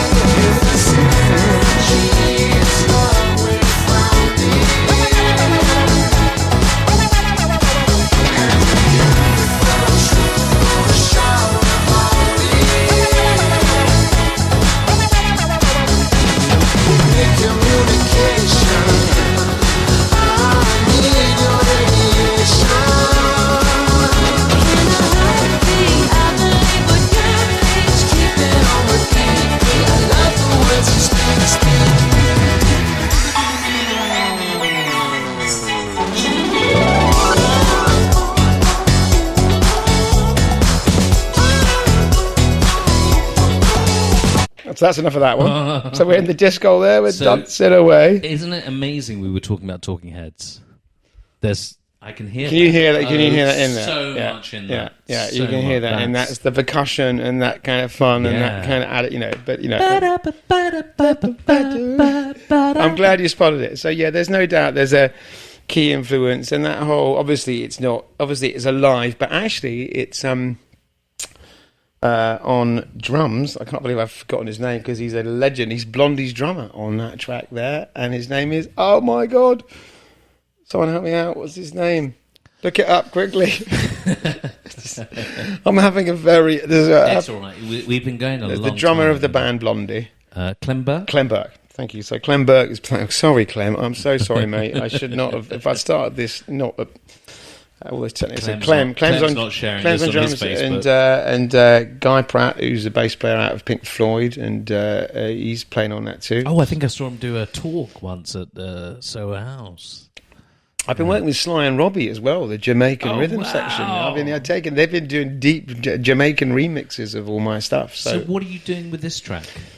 Echo Chamber will come out. It'll probably be the third or fourth single, but I don't think of them as singles. There's no album. I'm not going to do an album. Every song is going to be like a room if you go to an art gallery. Yeah. And every room is an installation. So Echo that. Chamber will come out with all of this associated viral stuff, audio, visual, people making art things, and so it'll be a chat. And people doing other versions of it. Who's the vocalist on that? That's me. Oh, that's you. That's me singing. Oh my god. That's me with my daughter. It's me and my beautiful. daughter. Oh, it's a lovely. And now in a slightly more dark, I'll play a little bit of this track called "Learn to Code." Do you know what "Learn to Code"? Do you know how that hashtag came about? No. Very interesting. So, in the 2015, 2016. No, it's 2017 maybe even, when a lot of the American steelworkers and coal miners were being laid off, and that whole industrial base of America was going to pot. The kind of trendy New York journo types, the BuzzFeeders and the New York Times, go, well, you're going to have to learn to code, aren't you? We don't need you anymore. You have to change, become a computer programmer. So it was like, learn to code, which was a kind of horrible thing to say to a 55-year-old man who's just been working down a mine. Just learn to code. Then, by about 2018, 2019, all the magazines, journalists are getting laid off because print is dying. And so suddenly everyone's going, hey, dude, hashtag learn to code. It became a hashtag learn to code that they would send to the, Ironic? It was like, yeah, fuck you. You go and learn to code. And it became so vehement that Twitter banned you if you wrote hashtag learn to code. Wow. So I took this idea and was playing around the notion that learn to code is about adapt or die. If you don't learn to code, the old school is out. Love it. So kind of playing with that notion, this is a little bit of story of learn to code, the pop music story of learn to code. Okay.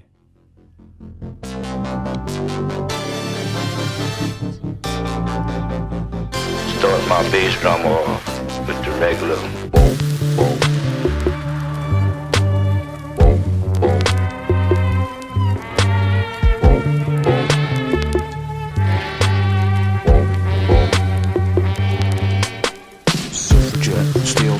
Apocalyptic on countdown. Got 3 stick mark, gonna let them bleed as a sign of my fragility. Transvision slipping out of focus, wanna punch me up. I'm not the wokest, but I heard my dominion is falling, so I'm shedding the skin that I'm crawling.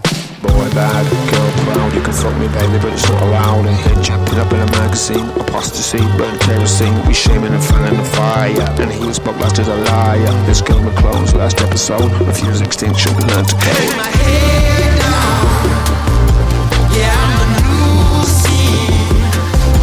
I'm gonna stay alive and break my way.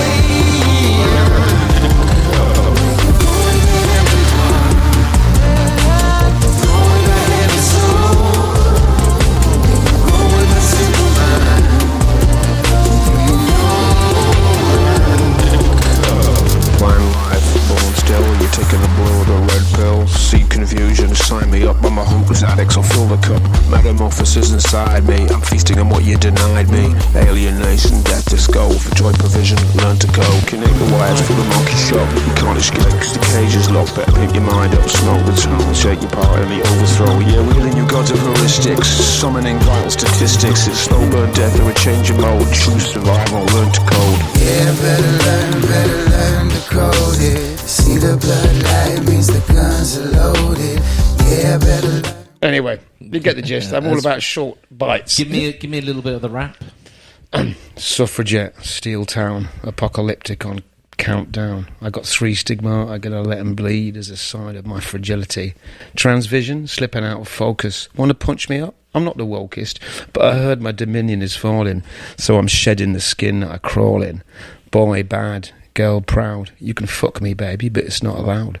Hijab pin up in a magazine, apostasy, burned kerosene. We're shaming and fanning the fire, and they who spoke last is a liar. It's Game of Clones last episode, refuse extinction. Learn to code. Learn to code, Learn to code. Learn to fucking code. Having some fun. Having some fun. That's great. Anyway, yeah. They're great, man. Thanks. Yes, it's poppy. You know what I'm saying? Yeah, it's like I mean, poppy in the grand scheme. Yeah, but there's there's layers, and everything's talking to everything. Everything's talking to everything. I'm using the horns you hear on there.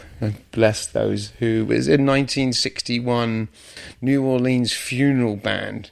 So the idea, the idea that you got this funeral march, which is saying if you don't learn to code, you're over. I wanted originally to have a colliery band because I like the idea of this whole thing going down with the kind of idea of the miners, you're over. Yeah. So it's kind of playing with that. And it's the wonderful idea of cultural appropriation, because it's one of the things. Thank you very much. that I've been thinking of. It is a kind of, but it's also. I mean, that's why I'm. Go on. Take me down. No, it's not. It's actually taking you up, because those two words together are the biggest bullshit I've ever heard in my life. Yeah. Everything is cultural appropriation. Every single thing, every musical thing comes from klezmer music, rap. The Great American Songbook, which is brilliant. All those great American, every single one is essentially a Jewish klezmer song. Klezmer song. I Love Paris. I love Paris in the fall. It's like they're all essentially. It's fantastic. Yeah, it's fantastic. It's fantastic. It is how we breathe into each other, life into each other. We share. Of course, you don't go nick shit off people and don't give them the props. Of course, you don't do that. An arsehole would. But we imitate to grow. Yeah. We have to. Otherwise, where does it come from? If you're a kid, what do you do? It's like, for me, even hip hop, Kraftwerk, Trans Europe Express, 4 German guys from Dusseldorf making the sound of a train goes through Europe, becomes the basis of hip hop music, So we have a tiny bit of trans. Are you dialing up tracks here? I love that we're doing that. This is cool. But okay. we've got to be able to, as long as we're able to play it. This is a cool. Are you playing me something here? No, I was just going to try and find my Jamaican remix of Learn to Code, so you could see how my dub version, so you can see what you can do with that culture. I mean, this is not prohibition. This is Sly and Robbie, and this is some of the greatest Jamaican. You've been working with them, yeah. And this is Jamaican musicians, bringing their energy into the fore. I mean. Oh, it's not. We can't. I'm offline? I thought I went online. Anyway, while you carry on looking for it, one of the things, it made me think of, because obviously China is really under investigation at the moment. And so they should be. Oh, man, that's the darkest thing we could have ever touched on. Right. Chinese, man. We've got to talk about that. Okay, we're going to talk about it. This is genocide happening here right now today. And anyone has got any complaint about injustice and oppression, and the horrors of history, if we are now not directing our eyes and our attention to this appalling genocide and murder that's happening in China now, every single one of us, this is it. It's happening on our watch. We've seen Holocaust. Yeah, I'm in complete agreement. Aberration. And it's the for those who don't know, it's the I'm not sure of the pronunciation. Uyghur. I think it's Uyghur, actually. Uyghur. I think it's rather eager. I think the U is pronounced Uyghur. Uyghur. It was a Muslim, a small population in China. I don't even know where to begin, really. Well, being eradicated. Being put on trains. Not only that, being sterilized. Their hair, 13 tons of hair. And we're not talking about fake news now. We're talking about legitimate information that's pointing to it. The UK government are debating it finally, and I'm just trying to find the person that I'm thinking of who actually went on a hunger strike. I don't know if you heard about. He's a presenter on LBC in the UK. Oh, I love him, Majid Nawaz. Nawaz. I really like Majid Nawaz, actually. Yeah. It's interesting. He was himself. He's a reformed terrorist, quote unquote. He was, he's a really upstanding, bright guy, and his take on things. And he was looking for 100,000 signatures, which he got. And so he's off his hunger strike now, I'm glad to say. But you know, and there are still those who go, but what about, and who knows, and I don't, you know, it's like, no. Like, wake up, hello, this is now. This is, yeah, exactly. He runs, or he's involved with Quilliam International. That's right, yeah. And what's interesting about him is he's renounced the extremism in Islam. He's one of those people who stood up to it and called it for what it is. But still has love for his brother. He still has love for his brother, exactly. This idea, we can all... Who doesn't in this era? And there are arseholes we just keep out of the conversation. But essentially, we all want our brethren to be... We all want to lift each other up. And I would suggest that anyone listening to this, check out Majid Nawaz on Twitter. Thank you. Yeah, check him out on Twitter. It's MAAJIDNAWAZ, Majid Nawaz. Now, he's been on the Bill Maher show. He's incredibly eloquent. Very eloquent, yeah. Articulate. Don't say articulate, because that's racist now. Okay. I know. It's a weird one, isn't it? When you compliment someone...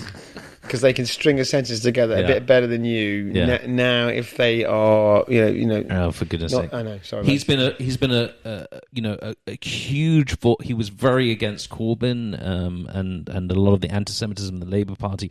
Of course, it didn't exist apparently.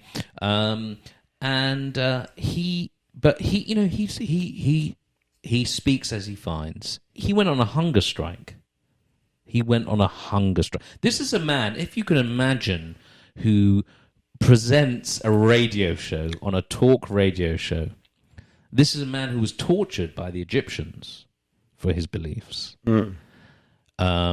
He is a very, very interesting man. I found an old video on one of my YouTubes back in the day with the Charlie Hebdo assassinations. Right.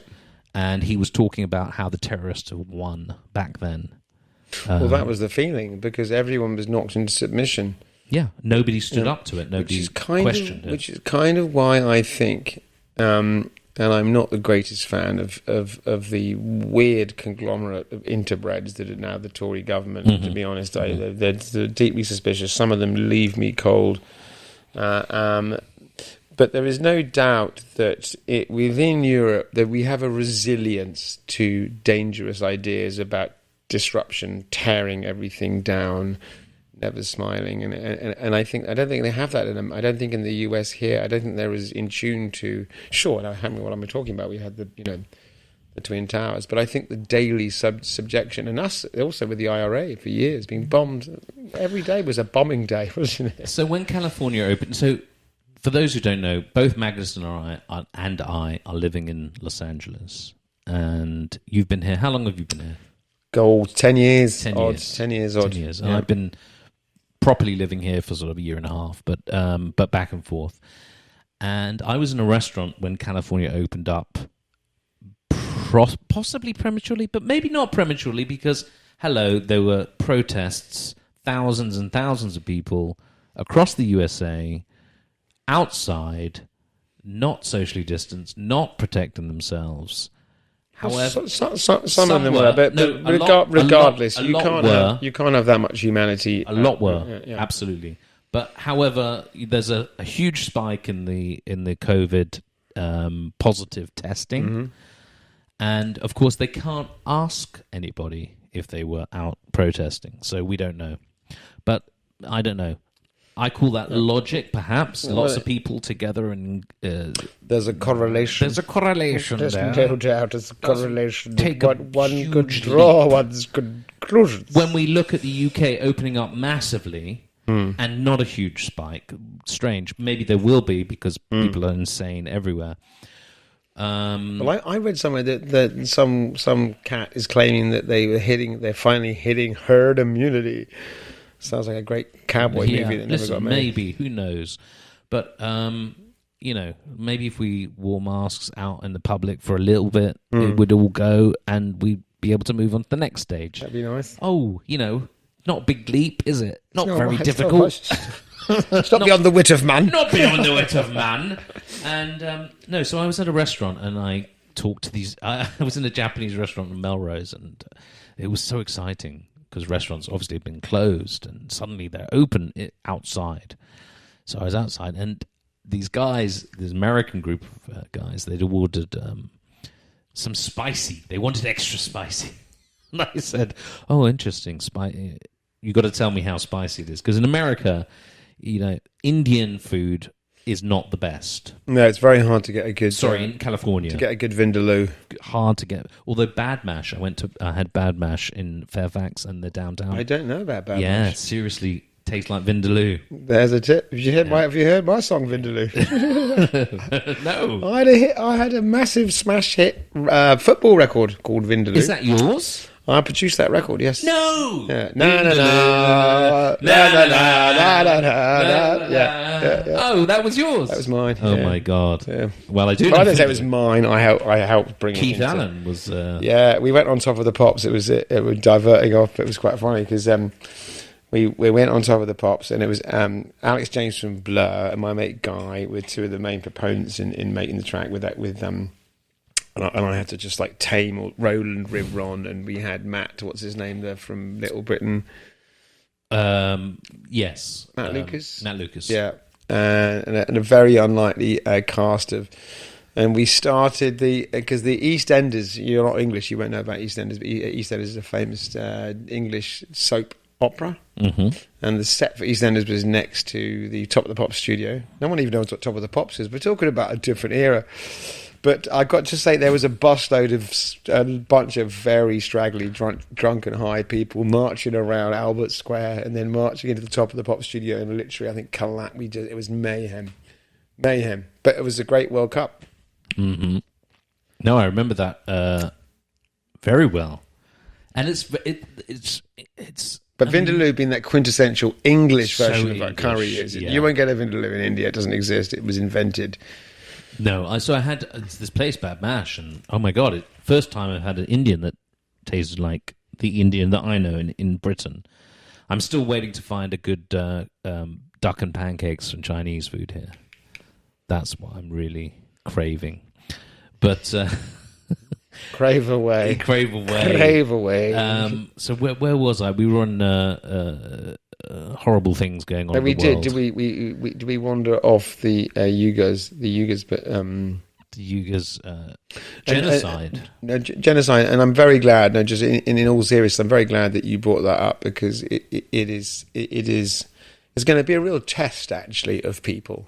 Anyone who feels that they can turn their back on that, and I mean, it's the best we can do, I guess, is not engage in the Chinese economy, but it's almost impossible. Every time I go on Amazon and go, I'm not buying it if it's from China. Yeah, of course, everything is. And a lot of the major companies are now moving to India. China has been the bully boy and got away with that. But we let them do it. We had this moment. Globalization, it's wonderful, everyone said. And we're all such, we'll do anything for cheap. And we all said, this is brilliant. We can get cheap labour and cheap that. And look what we've all learned. You can't move your manufacturing base. I mean, it was a terrible, terrible mistake. We handed the keys over. When the push Chinese. comes to shove, which it just needs a pandemic, a massive pandemic across the world, to suddenly say, oh shit, we're ordering all the stuff where this comes from, this started. We are on, by the way, just looking at my camera here, we are on Zoom, which probably means Xi is watching us right now directly. Well, Zoom. this is interesting. So that's a very important point. So TikTok, which is a Chinese company, they're talking about the dangers that allows them to spy on us, etc. Huawei. I think TikTok are disemboweling, disassociating. So we've got everyone on that. Huawei, which the British government, to their detriment, were getting in bed with. Yeah. Even though there were plenty of things pointing to the dangers and of. What's wrong with Ericsson? I'm always happy to work with the Finns, man. Yeah, absolutely. Love the Finn. Love the Scandies. Well, I think we are. I think Nokia. I think they supply a lot of the things that send out the things that send out the evil beams that allows Bill Gates to get inside our heads and own us. We'll put on our tin hats and hide. Yes. So suddenly this pandemic has actually allowed us to say, you know what, no more. And credit to the British government, they are questioning. It is up there. And with the Hong Kong protests, I mean, unbelievable. It's all we can do now is offer the people of Hong Kong. We should offer them. We have, and so we should. Which is, credit. These are people who understand the the importance of democracy. Absolutely, and we need those. I would have them all. They can all come and stay. Yeah, absolutely. I'm going to go make up some spare beds right now. Actually, right. Listen, we've been going for a while now. We've been chatting. If anyone listens to this entire podcast, call 1-800. No, but you're brilliant. I think this is really great, and I think this is something. When I came up with the idea of doing my own podcast and talking to interesting, creative people, total strangers that I kidnapped off the street. Yeah. I like long form. Yeah. I think this is a considered reaction to Twitter. It is. We've done more than 270 characters, haven't we, in this conversation? Exactly. We don't have to come up with a fully formed argument, a fully formed consideration of our thoughts. We just have to think and be able to debate and to question and blend and toss it backwards and forwards and sort of learn something about each other at the same time and enjoy each other and challenge each other and inform each other. And I think we've done it tonight. I think we have. I think that's a perfect place to end this. I've got a beautiful bolognese I've been cooking all night. Very excited. That's what I came here for. I'm only here for the bolognese. Only here for the bolognese, which I've been. It's been cooking for hours. The smell is. You're taunting me, darling. Taunting me with the tangy tender. So, all I have to say is, my friend Magnus Fiennes, it's been a pleasure and an honour to have you here. A joy. It always is. Fun. I enjoy your company immensely. I've had fantastic times with you and your family, and I look forward to many more fantastic times. Indeed, there shall. All the best. Thanks for having me on. Thank you, Magnus. And all of you take care. Bye for now.